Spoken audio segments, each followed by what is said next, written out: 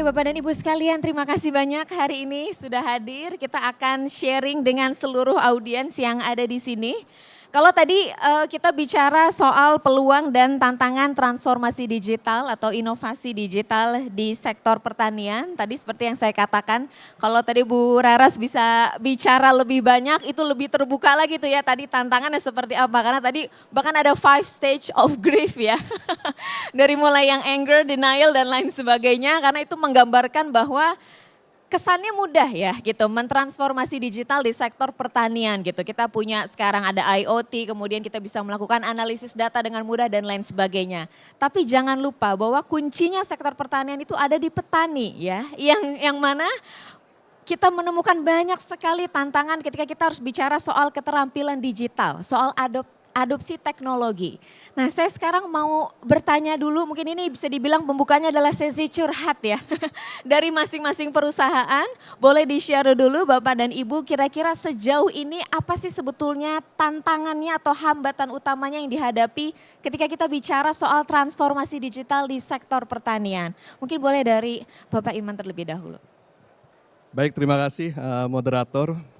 Pertama kali memang kalau dari kami ya, karena dari Kementerian Perdagangan dan khususnya kami berasal dari Direktorat Jenderal Pengembangan Ekspor Nasional.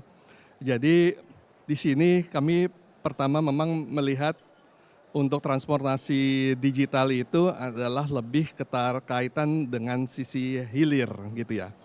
Namun tentunya sisi hilir ini tidak akan mampu untuk dapat berkembang khususnya dalam peningkatan ekspor kita secara nasional apabila tidak didukung oleh sisi dari industri hulu.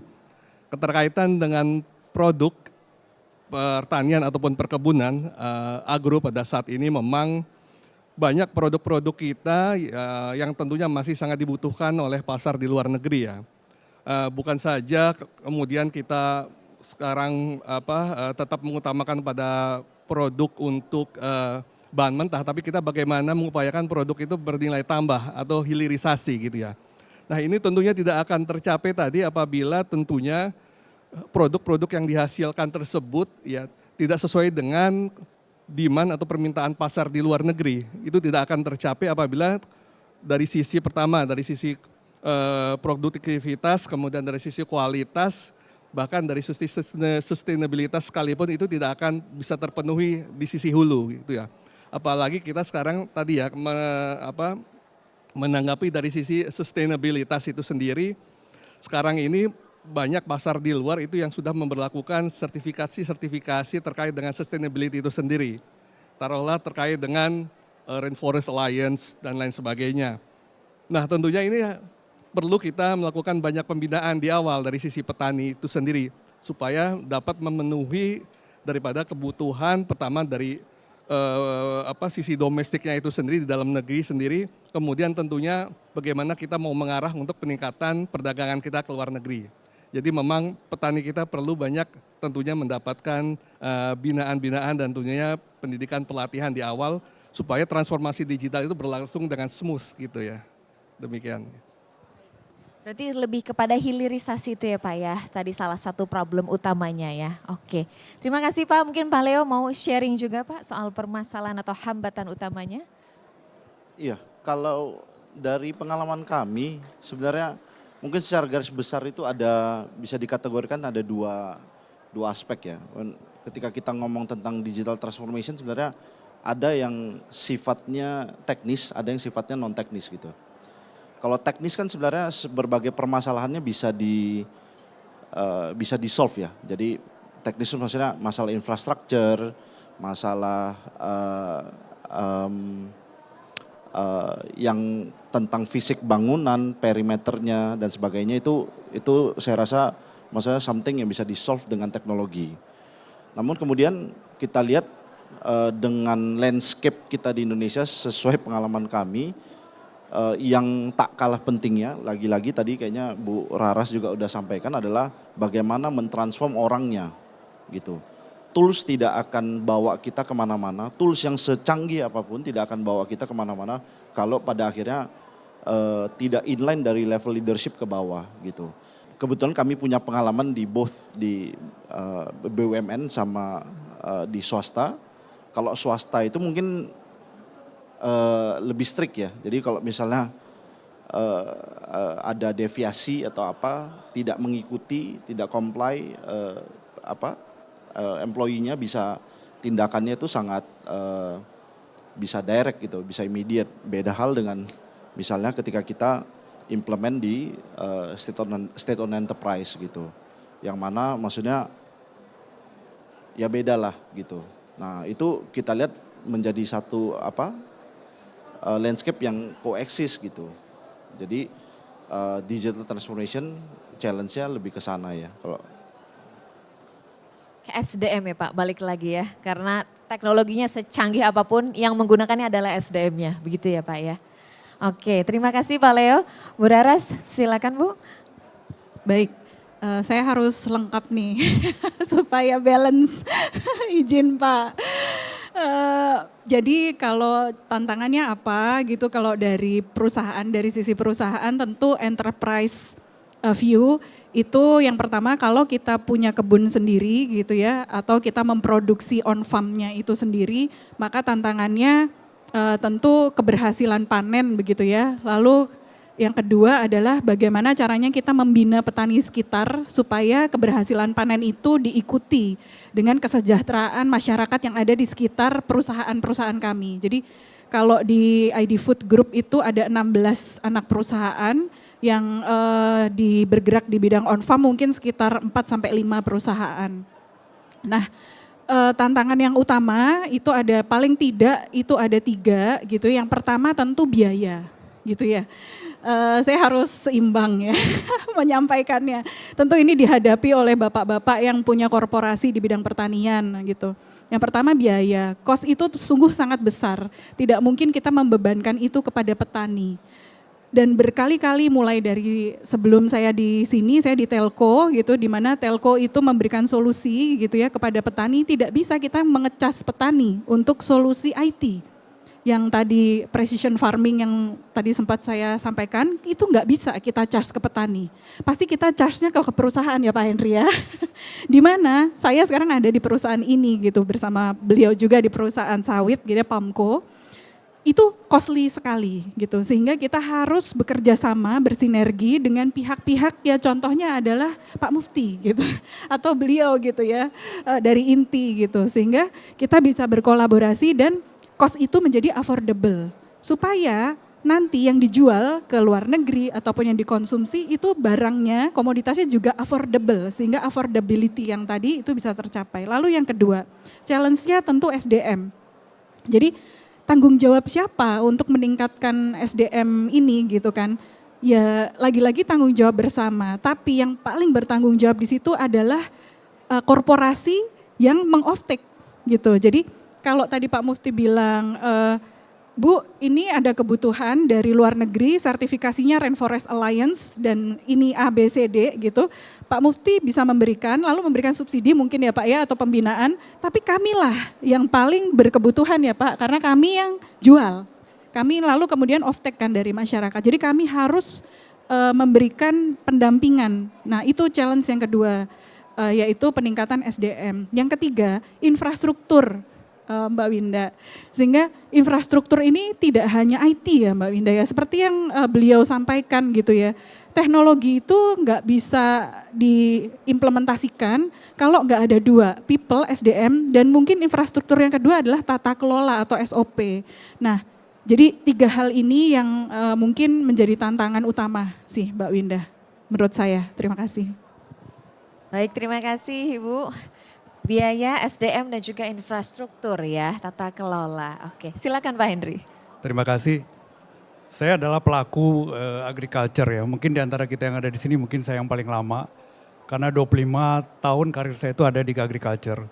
Jadi pada saat kami PTP 4 ini masih berbentuk PTP dan sebenarnya itu ada legacy dari kolonial, saya sudah ada di sini.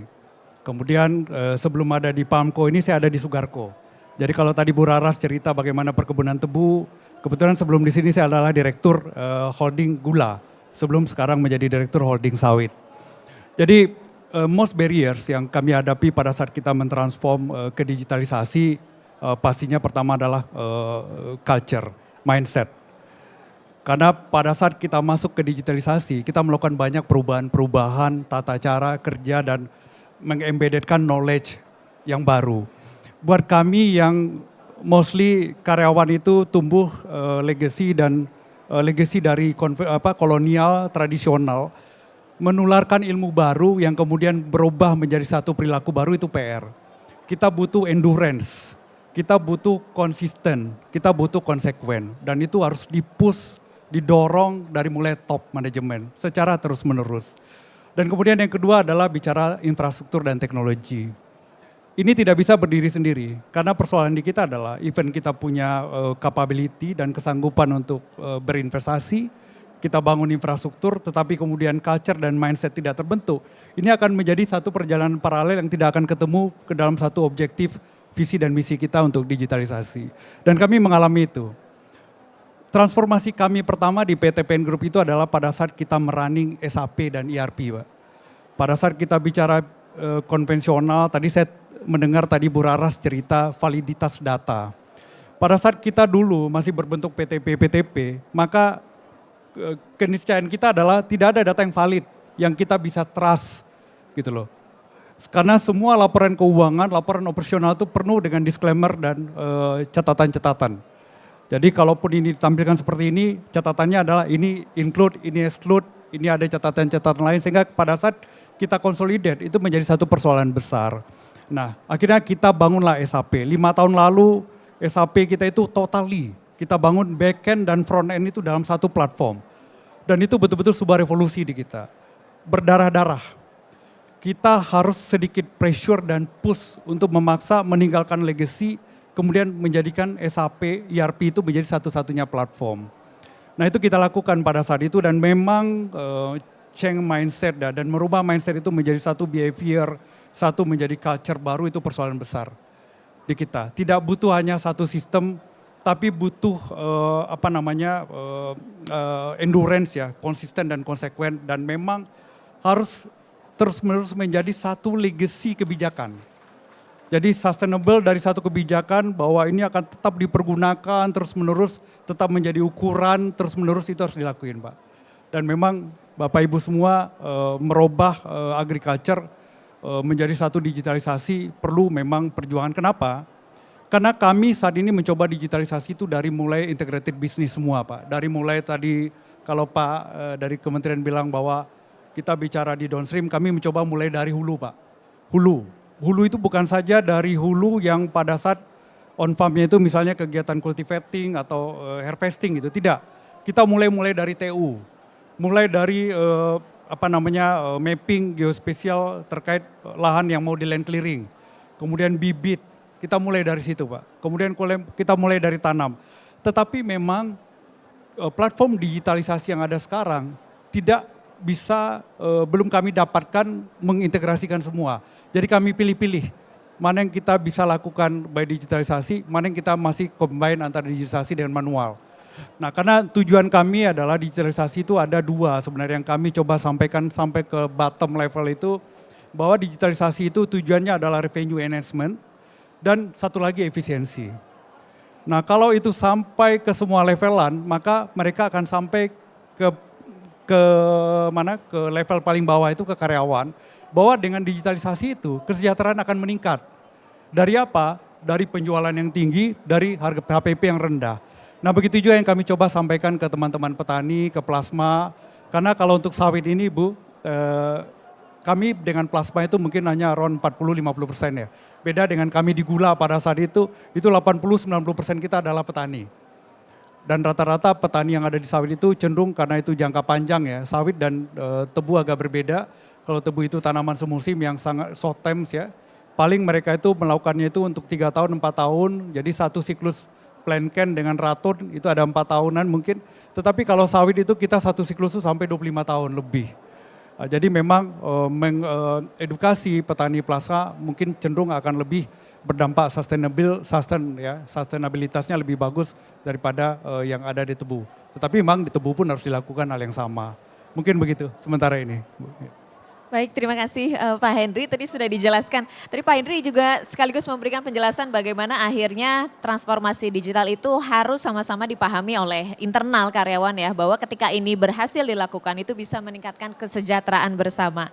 Ada nggak sih Pak proses, kita kalau bicara soal transformasi digital banyak sekali stepnya, banyak sekali toolsnya. Apa yang akhirnya menjadi kriteria atau dalam proses seleksi gitu Pak. Kira-kira transformasi digital toolsnya atau proses seperti apa yang dirasa akan works digunakan di perusahaan Bapak? Gitu. Kami mencoba di awal-awal Bu ya benchmark ya. Benchmark kira-kira platform digital apa yang dilakukan, yang dipakai oleh industri-industri yang sejenis. Karena saat ini PAMCO ini punya tugas berat. Kalau kita bicara size, PAMCO ini adalah perusahaan perkebunan sawit terbesar di dunia. PTP 4 ini perusahaan perkebunan sawit terbesar di dunia. Jadi kita punya planted area yang kita kelola itu lebih kurang 600.000 hektar. 600.000 hektar dengan lebih kurang 75.000 karyawan, ada di 16 provinsi, kemudian ada di 70 kabupaten lebih. Kemudian kita mengelola itu ada di lebih kurang membagi dengan 160 unit dan 80 pabrik lebih. Nah tentunya saat ini karena kita merupakan penggabungan dari PTPN-PTPN yang ada, yang sebelumnya telah mencoba membangun platform digital. Jadi kita itu ada penggabungan PTP 3, PTP 4, PTP 5, PTP 6, PTP 13. Kemudian seluruh sawit yang ada di holding perkebunan itu masuk di bawah kita. Dan sebelumnya mereka sudah membangun sebagian platform. Jadi kami lakukan sekarang itu consolidated Pak. Jadi di kita itu ada 200 lebih application, platform dan aplikasi yang dikembangkan baik dengan mandiri maupun dengan menggunakan provider. Nah kami sekarang mencoba konsolidasi dan mencoba mengeliminasi mana yang tidak mungkin kita pergunakan lagi secara sustainability, mana yang kemudian kita akan gunakan menjadi roll out. Jadi kita pilih itu, kita lakukan seleksi sekarang. Mana yang platform unggulan kita roll out. Nah tentunya kami punya kriteria. Jadi kriteria kami yang pertama adalah bahwa semua platform digital yang ada yang akan kita pergunakan itu memang sejalan dengan visi misi kita jangka panjang. Jadi kita punya roadmap IT. Dan kemudian yang kedua kriteria kita adalah after pada saat itu kita pergunakan, kita perlu maintenance, kita perlu development, dan kita perlu continue improvement. Dan itu para provider itu sanggup nggak menawarkan itu kepada kita. Kalau itu hanya one shot platform dan kita hanya pergunakan untuk satu kali transaksi, kami tidak memilih untuk menggunakan itu. Dan yang ketiga adalah platform yang ada sekarang ini kami sesuaikan dengan fundamental ERP kami. Jadi kita punya single point of truth kita, single data entry kita itu ERP. Jadi semua platform yang kita gunakan sekarang kalau bisa itu bisa kita integrasikan dengan ERP. Karena pada saat kami mencoba migrasi ke ERP itu pengorbanannya luar biasa sekali dan kami menganggap ERP itu masih layak kita pergunakan sampai nanti beberapa tahun ke depannya. Karena sampai hari ini kami belum melihat ada platform yang kita bisa gunakan back-end dan front-end itu betul-betul kita yakinin. Jadi kalau dulu kita menginput transaksi itu ada misalnya pembukuan atau administrasi yang melakukan. Kalau berbasis ERP kita melakukan itu by activity. Jadi semua yang beraktivitas menjadi user itu melakukan input by aktivitasnya dia sehingga kemudian meng-create satu laporan keuangan, satu laporan operasional yang kemudian akan tampil di control tower dashboardnya kita yang ada di level chief, di level direksi. Jadi yang pertama itu bahwa kita pilih platform yang memang bisa kita pergunakan dalam jangka panjang, kita pilih platform yang terintegrasi dengan ERP, kemudian kita pilih platform yang gampang kita gunakan, user friendly. Itu juga kita lakukan. Dan yang keempat tentunya kita selalu bicara cost and benefit analysis. Jadi kalau tadi Bu Raras menyampaikan bahwa konsen kita, apalagi BUMN nih, kita harus terukur Pak. Kita investasi, kita terukur bahwa event apapun sacrifice kita yang terrepresentasi di dalam cost, itu kita benefitnya seperti apa. Dan benefit itu tentunya kita tidak bisa bandingkan dalam jangka pendek kalau kita bicara digital platform. Kita bisa bicara jangka panjang, tapi hitung-hitungannya itu harus jelas. Karena problem di kita sekarang adalah pada saat kita membangun digital platform dan kita meniru benchmark atau kita meniru best practices, kemudian kita punya nih, kita cerita kemana-mana, gue punya nih, tetapi benefitnya apa? Dan akhirnya pada saat benefitnya kita tidak rasain, kita frustasi. Tadi Bu Raras menyampaikan matrik itu, ada level frustasi. Oh ini nggak ada benefitnya kok, nggak ada manfaatnya dong. Loh kalau gitu kita nggak terusin. Dan pada saat itu kita dapat, menurut saya itu sebuah kemunduran. Kemunduran di mindset kita, kemunduran bahwa kita tidak percaya lagi dengan digitalisasi, maka kita benar-benar harus selektif untuk memilih digital platform kita.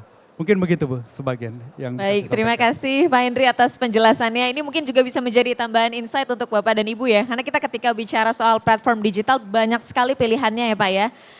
Belum tentu yang sekarang sedang hype atau yang banyak digunakan orang ternyata cocok dengan perusahaan atau kebutuhan kita. Tadi Pak Henry sudah menjabarkan beberapa hal yang bisa dipikirkan. Tadi pertama misal kita bicara soal roadmap-nya, apa visi misi jangka panjang yang ingin dilakukan. Kemudian kedua kebutuhan soal maintenance-nya seperti apa, development-nya, continue improvement-nya seperti apa begitu ya Pak. Kemudian juga tadi soal kebutuhan integrasi datanya. Apakah sesuai atau tidak dengan kebutuhan perusahaan Bapak dan Ibu. Baru setelahnya itu tadi faktor yang gak kalah penting, kita ngomongin soal cost dan benefitnya, begitu ya Pak ya.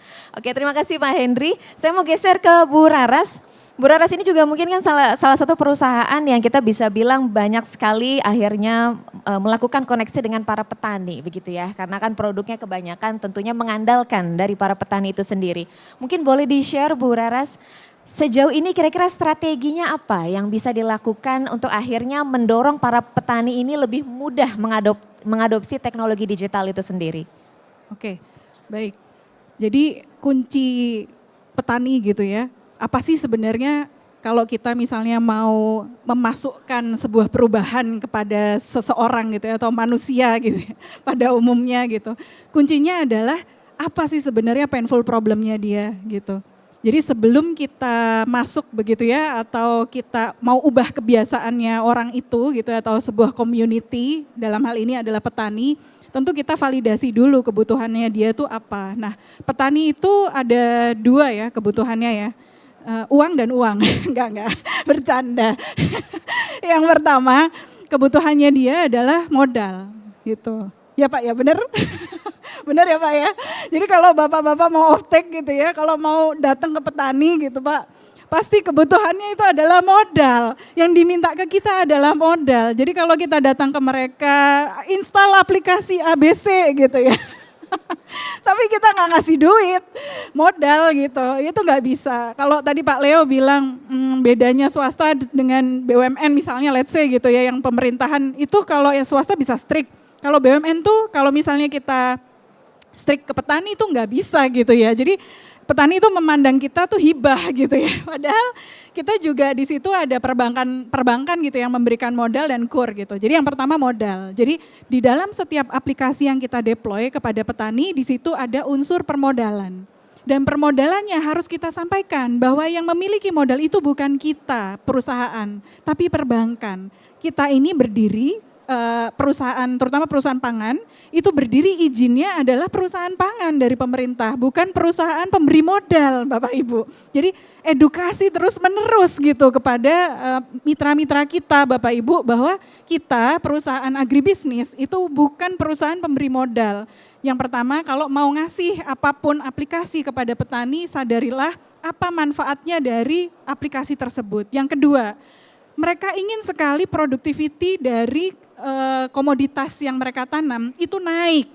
Jadi benar ya, yang pertama uang, yang kedua uang gitu. Jadi inputnya uang, outputnya uang gitu Bapak Ibu. Jadi pastikan ketika kita melakukan pendampingan kepada para petani, lalu kita mau include gitu ya, atau mau submission sebuah platform atau sebuah infrastruktur yang tadi drone, lalu precision farming, satellite gitu ya. Lalu mereka kemudian harus tanda tangan di atas materai, kan PDP ya Pak ya, data pribadi ya, kita ada undang-undang yang nggak boleh kalau kita capture produktivitas mereka tanpa seizin mereka, itu nggak boleh di Indonesia. Jadi harus ada izin dari mereka. Nah, ketika kita minta mereka sign sesuatu, lalu kita awasi mereka dari satelit, itu harus izin loh. Nah, ketika kita minta izin ke mereka, pastikan mereka mendapatkan akses terhadap modal. Lalu yang kedua, mereka punya akses untuk meningkatkan produktivitas. Bisa dari Pak Mufti tadi dari sisi hilir. Kita bantu mereka untuk membeli atau off-take. Lalu kemudian kita bisa bantu juga pendampingan supaya produktivitasnya mereka naik. Lagi-lagi kunci di sini itu nggak bisa dilakukan oleh kita sendiri sebagai perusahaan agribisnis. Kita harus sinergi. Ada perusahaan pupuk begitu ya. Dan ingat-ingat pupuk yang diminta sekarang itu bukan pupuk kimia saja.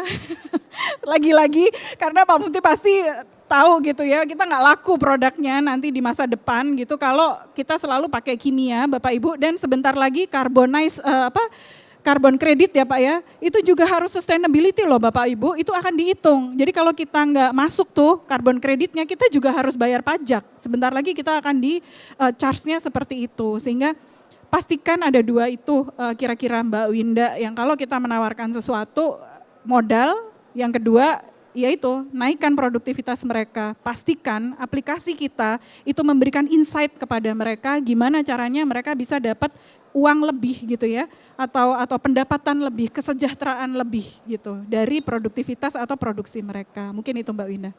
Oke, kebutuhannya adalah modal, outputnya juga modal ya Bu ya berarti. Oke, jadi modal ini kunci utama, tapi itu tadi ya penting bukan hanya memberikan modal tapi juga memberikan pemahaman ya atau edukasi soal tadi aliran dananya gitu. Itu yang kadang sulit dimengerti oleh para petani. Nah jadi penting ketika memberikan modal juga disertai oleh edukasi dan juga pendampingan itu tadi ya Ibu ya. Baik, terima kasih Bu Raras. Selanjutnya Pak Leo, aku mau tanya nih Pak Leo, kalau sejauh ini dari inti ya kita ngomongnya atau menyebut singkatannya, kira-kira apa nih yang sudah dilakukan sejauh ini untuk bisa mendukung adanya adopsi teknologi digital di sektor pertanian Indonesia? Oke, kalau kita di inti sebenarnya karena basisnya adalah asosiasi dan kebetulan memang banyak sekali hubungan bilateral terutama dengan pihak China, itu almost every 3 days itu kita terima delegasi dari China, maupun itu sifatnya yang municipal base ataupun maksudnya dari provinsi ataupun dari sektoral ya. Jadi ada yang dari commerce, ada terutama commerce lah, CCPIT mungkin Bapak lebih ini, Pak Mufti lebih tahu juga. Jadi kami menjadi wadah ya. Jadi tadi ke pertanyaannya Ibu bahwa kami bergerak sebagai wadah bagi para mau baik itu provider ataupun user, itu kita sediakan wadah untuk mereka saling bisa bertukar informasi ataupun syukur-syukur bisa berkolaborasi secara direct ya gitu. Jadi lebih ke arah sana sih, jadi menjadi wadah kolaborasi antar pemangku kepentingan ya, stakeholder di dalam ekosistem terutama di agriculture gitu.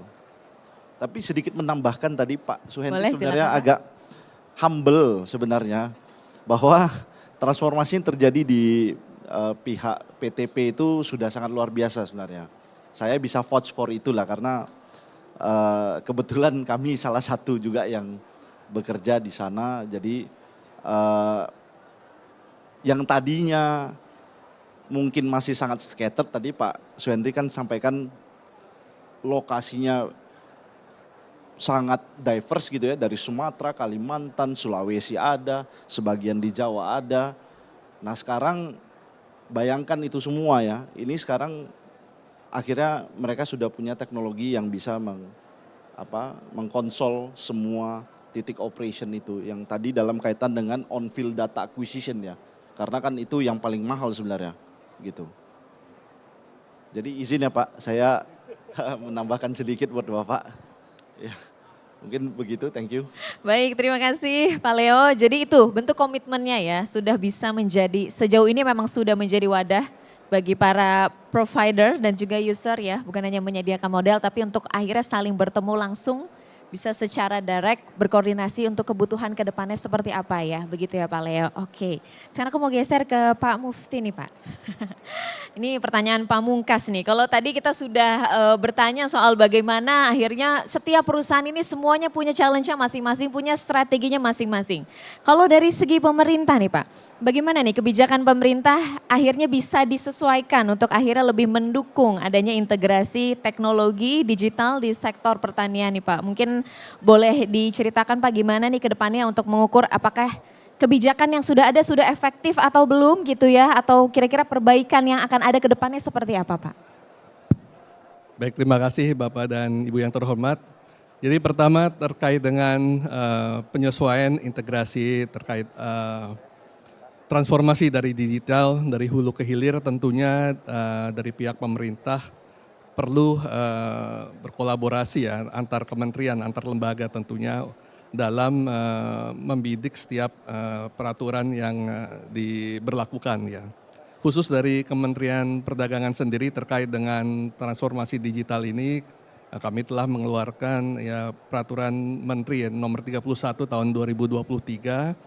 Jadi memang baru tahun lalu karena kita juga melihat dari pengalaman adanya platform-platform digital, media sosial, mungkin pernah dengar beberapa waktu yang lalu terkait dengan kontroversi TikTok ya dalam melakukan penjualan melalui media sosial seperti itu.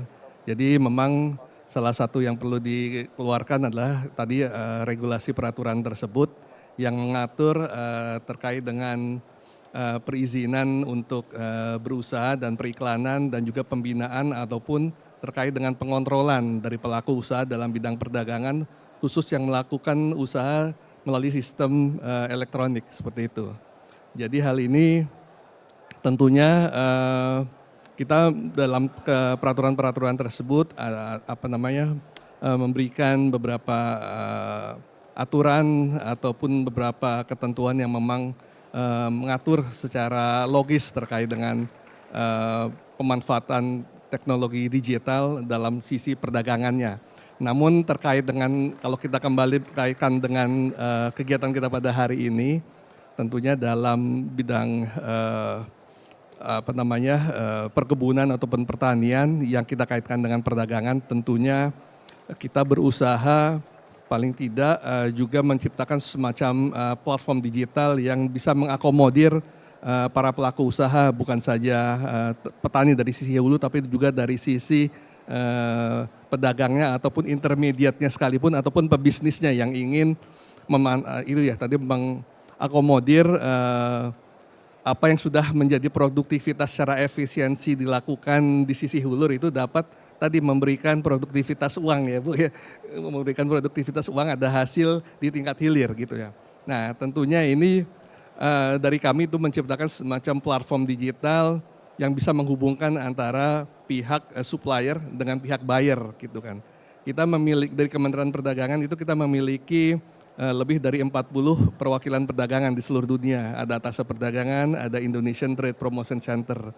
Nah ini memiliki fungsi masing-masing bagaimana kita dapat meningkatkan ya potensi dari produk-produk Indonesia ini ya terutama ya dari sisi perkebunannya, agribisnisnya ataupun juga manufacturing sekalipun itu dapat meningkat dan sesuai dengan demand permintaan dunia seperti itu. Nah tentunya dari setiap perwakilan itu tentunya juga menciptakan ya diupayakan untuk optimal menciptakan semacam platform digital yang sesuai dengan informasi-informasi yang dibutuhkan terkait dengan tren style pasar yang ada di negara masing-masing seperti yang ada di negara misalnya di negara Cina, di negara Eropa, Amerika dan sebagainya. Jadi supaya nanti para supplier kita yang sudah mungkin capek-capek dengan petaninya menghasilkan produk yang secara efisien, yang secara produktivitas meningkat dan juga kualitasnya baik itu tentunya juga dapat menjangkau pasar yang juga sesuai gitu ya. Kita juga memiliki sistem platform yang dinamakan Inatrims, itu semua informasi terkait tadi ya, apa-apa yang dibutuhkan, tersertifikasi apa yang dibutuhkan di negara A, negara B dari produk kita, kemudian terkait dengan ini mesti bagaimana pemberlakuan produknya harus memenuhi persyaratan apa, itu semua terangkum secara lengkap itu informasinya. Jadi dari sisi hulu kita dapat mengetahui kira-kira ke depannya dibutuhkan tadi ada pendampingan seperti apa yang perlu dilakukan dari sisi kita, misalnya pendampingan untuk dari kementerian tidak bisa memberikan uang, tapi misalnya bisa memberikan fasilitasi sertifikasi. Ada sertifikasi halal, sertifikasi terkait dengan HACCP untuk keamanan pangan, ya. Ada sertifikasi lainnya, termasuk mungkin Rainforest Alliance sekalipun. Dan kemudian juga tentunya pendidikan dan pelatihan untuk para pelaku usaha, untuk para startup di bidang ekspor itu juga kami lakukan seperti itu. Nah ini semua tadi ya, jadi adanya transformasi digital di sisi hulu juga dibarengi dengan transformasi digital di sisi hilir yang mempertemukan antara tadi ya, antara pihak supplier dengan buyer-buyer yang ada di luar, sehingga ya bukan saja kita dapat mengoptimalkan dari pasar di dalam negeri, tapi juga bagaimana melalui ekspor dan perdagangan kita ke luar negeri itu dapat optimal dan meningkatkan devisa negara kita seperti itu.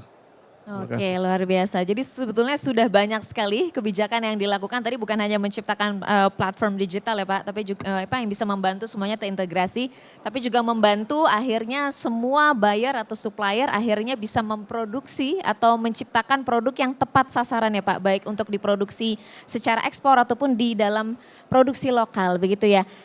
Terima kasih banyak Pak Mufti, Pak Leo, Bu Raras dan juga Pak Henry. Saya minta tepuk tangannya untuk seluruh panelis kita hari ini yang sudah berbagi banyak sekali insight. Jadi ya begitulah ya Bapak dan Ibu sekalian, kalau kita bicara soal tantangan itu banyak sekali, bukan hanya soal SDM, tadi kita ngomongin soal infrastrukturnya, kita ngomongin bahkan tadi Pak Henry bilang soal mindsetnya juga sebetulnya Pak, itu yang tidak kalah penting. Jadi sebelum kita melakukan transformasi digital atau melakukan sosialisasi terlalu jauh atau ke tingkatan paling bawah, kita harus samakan dulu nih di dalam perusahaannya, visi dan misi jangka panjang yang ingin dicapainya seperti apa begitu ya Pak.